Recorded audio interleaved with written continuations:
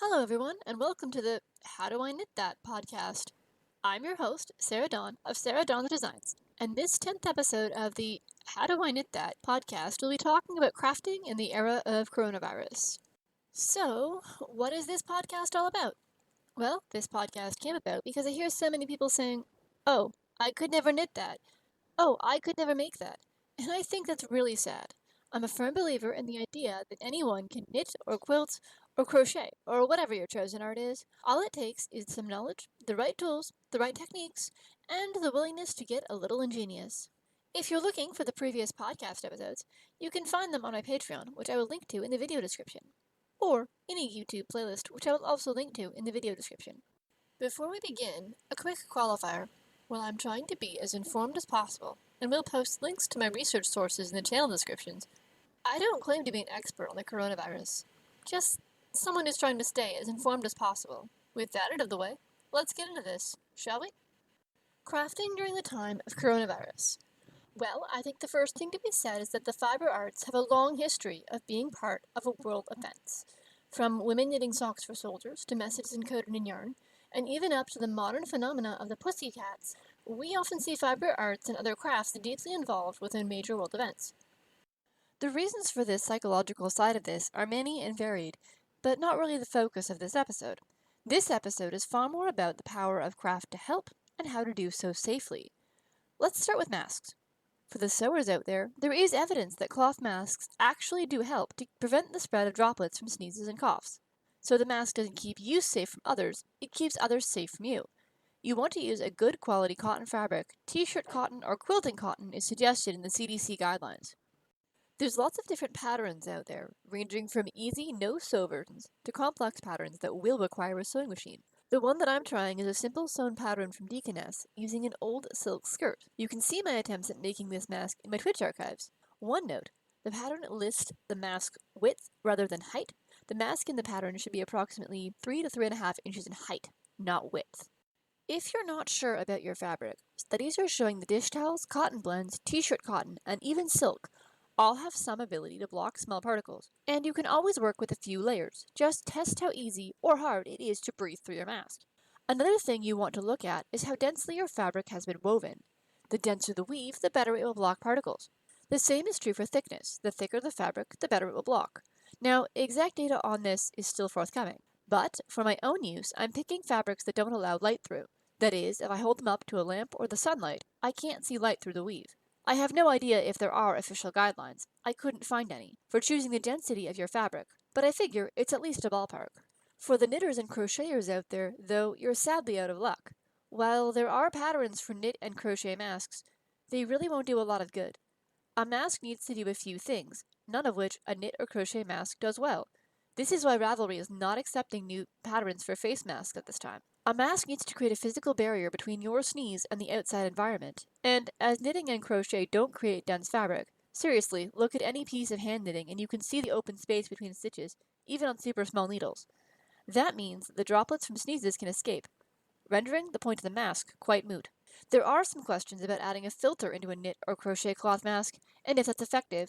I have no idea, but I haven't seen any evidence that it is. The only point a knit mask might prove useful is as training to keep your hands away from your face.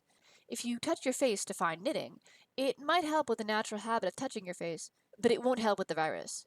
There's too many holes in the finished fabric that will allow those droplets to get through. And if you are going to wear any kind of mask, you put it on and leave it on. Don't take it off your face to talk or do stuff, and you do take it off once you're home. Remove it without touching the mask itself. Use the ties or elastic, and put it right to be washed, or in the case of disposable masks, toss it right under the waste. Lastly, though I wish it didn't have to be said, if you don't need an N95 mask for medical reasons, please don't wear one. They need to be reserved for the folks that need them, healthcare workers and immunocompromised folks. And, mask or not, keep your distance from other folks as much as possible, and wash your hands. Well, with that reminder, I think that wraps the discussion on masks. I hope the podcast has been helpful, and if you have any further questions, don't hesitate to ask in the comments. If I don't know, I can do my best to find out. And, as I head into the second part of the podcast, I do want to say, I really hope you're finding this podcast useful. I intend to talk about all sorts of knitting, crocheting, and crafting tricks, so that you can create amazing things in whatever situation you're in. Remember, you can in fact knit that. And when I say knit that, I mean crochet that or spin that. It applies to pretty much any craft I can think of. For the second part of the podcast, I'll often be relying on you, my listeners, viewers, and audience. I want to hear what keeps you from knitting or crocheting, and I'll try and address the barriers you mentioned. It can be anything at all. I'll at least try and give you some advice. If you have trouble with a particular technique, are wondering how to knit with limited or no time, or can't find tools that work for you, please reach out and I'll try and address your concern on the podcast. I'll even do pattern support, provided the pattern is available for free at the source online, or one I can find at my local library. And of course, I'm able to answer questions about my own designs as well. I'll pull questions from the comments of this video and answer them on the podcast. Patrons can also submit an MP3 voice file or MP4 video file of their question over on Patreon, and I'll play that on the podcast. For this podcast episode, though, I want to debunk something I've been hearing on the various social medias and discuss requests for handmade items. On the one hand, yes, some hospitals are using hand-sewn gowns and masks for non-coronavirus situations to help ration the use of the N95 and other masks and PPE. But please, if you're going to support these causes, work in the fabric they suggest and use the patterns they link to.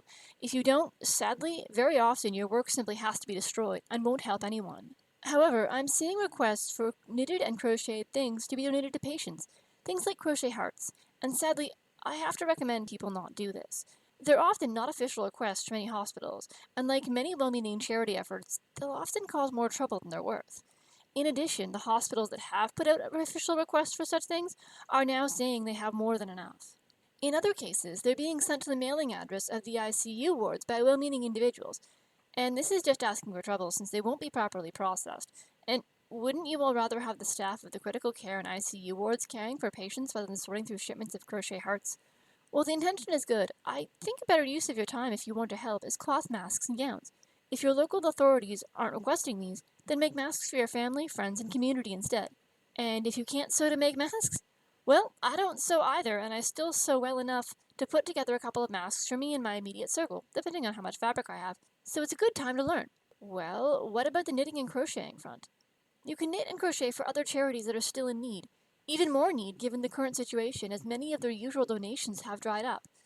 Clothing for the homeless, blankets for animal shelters, and all sorts of wonderful charities still need knitted and crocheted things. And even gifts of love to friends and family will probably go over well as reminders that folks are cared for. A grandchild, niece, or nephew would very likely appreciate an amigurumi of their favorite character, made from your stash, of course. Expected parents would appreciate a blanket, and much more. The other thing that you can do is to support your artists and small businesses. Many folks who work in the fiber world are really struggling financially. So if you can buy yarn from an indie dyer, tools from a small local yarn store, or designs from a small knitwear designer, that would be a help in this day and age. Many of these folks are self-employed and often not covered under various stimulus packages, or like me, don't earn enough to be eligible for government stimulus. I'm not saying to spend irresponsibly, but if you do find yourself needing yarn or needing patterns to knit from stash, consider supporting the smaller and the marginalized folks who are being overlooked when it comes to government supports. What else can you do? Partner up with a charity fundraiser and offer your crafty work at a charity auction. Just make sure your work will be valued correctly and that the money goes to good causes. You do, sadly, have to vet your charities, especially now. And, on the less crafty front, you can still donate your time to volunteer work. You can do a lot of good volunteer work virtually, or if you feel comfortable doing so, and it's safe to do so, volunteer with your local food bank, or find an organization helping isolated disabled folks and seniors during this time. Finally, don't give in to panic. Humanity as a whole has survived a lot worse than this. We will, as a whole, get through this. Look out for your fellow humans. We'll get through this by being physically distant, but socially connected. And remember, we're all surviving. Sure, if you're in lockdown or isolation and you need things to do, now's the perfect time to pick up a new crafty hobby. Shameless plug, if you want a free pattern, sign up for my email list, the link's in the description below. But if you're juggling children and long work shifts and can't remember the last time you ate, remember that you don't have to come out of this anything other than alive. Anything else is negotiable. Well, with that reminder, I think that just about wraps up the podcast. A huge thanks to my patrons who've supported this podcast. You folks can submit an MP3 audio or MP4 video file of your question over on Patreon. The podcast archive is available on my Patreon page, which is patreon.com/SarahDawnsDesigns, and future episodes will be available here on YouTube as well. Patrons usually get access the second Wednesday of every other month, and the podcast is available to the public a week after that, so the third Wednesday of every other month. Well, that's it for episode 10. Stay tuned in July 2020 for the next batch of techniques and questions, and thank you once again for listening. I hope you enjoyed, and remember, you can in fact knit that. Happy crafting!